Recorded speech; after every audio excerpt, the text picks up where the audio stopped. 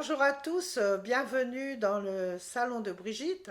Aujourd'hui, je vais vous faire une petite rubrique littéraire pour vous parler d'un livre que j'ai découvert récemment, qui est très intéressant, de Fabien Opperman.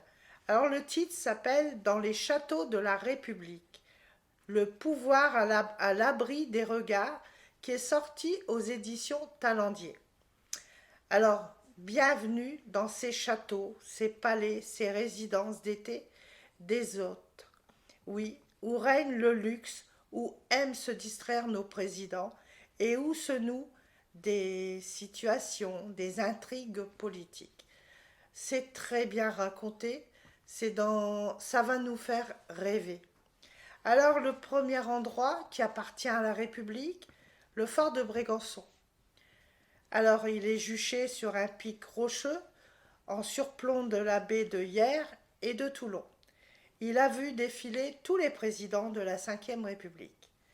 C'est une ancienne forteresse érigée au XIe siècle qui est devenue résidence des chefs d'État. Certains y allant pour retrouver la simplicité, d'autres en se comportant comme un monarque, ou d'autres y aménagent une piscine privée en se faisant remarquer par son goût du luxe. Je vous dis d'autres parce que je ne veux pas nommer le nom des présidents, étant donné que certains sont encore vivants et je ne veux pas offusquer personne. Si vous lisez le livre, tous les noms y sont. Alors le deuxième endroit qu'il nous a décrit, c'est la lanterne. La lanterne, c'est Chabandelmas qui le fera rénover. C'est un pavillon de chasse situé à la lisière du château de Versailles, à quelques kilomètres de Paris. Elle est la résidence d'abord réservée au Premier ministre, qui a été construite par le prince de Poix en 1787. Les murs sont ornés de tableaux de Fragonard. Elle était réservée aux ministres avant et elle va être récupérée un jour par Nicolas Sarkozy, qui a trouvé là un endroit très proche pour en faire un endroit où il pouvait se retrouver avec ses enfants. Donc il a mis à l'époque Dominique de Villepin un petit peu dehors pour récupérer cet endroit qu'il a trouvé un lieu idéal pour aller faire son jogging. C'est d'ailleurs là qu'il va se marier le 2 février 2008 avec Carla Bruni, et où il y aura une cinquantaine d'invités qui ont été triés sur le volet, qui assisteront à la cérémonie. François Hollande, lui, par exemple, en fera un endroit pour faire profiter ses enfants. C'était l'endroit idéal où le week-end il pouvait se retrouver en famille avec ses enfants et les copains. Le troisième endroit qui appartient aussi à la République, peu de monde le connaissent, c'est le château de Soucy-la-Briche. C'est entre Étampes et Arpajon. C'est un endroit privilégié de François Mitterrand. Il adorait cet endroit parce que il était beaucoup avec une très belle forêt tout autour. Et après des travaux très conséquents, ce sera un lieu où il vivra heureux sa double vie avec la maman de Mazarine et où Mazarine va grandir durant 13 ans alors que la France ignore son existence.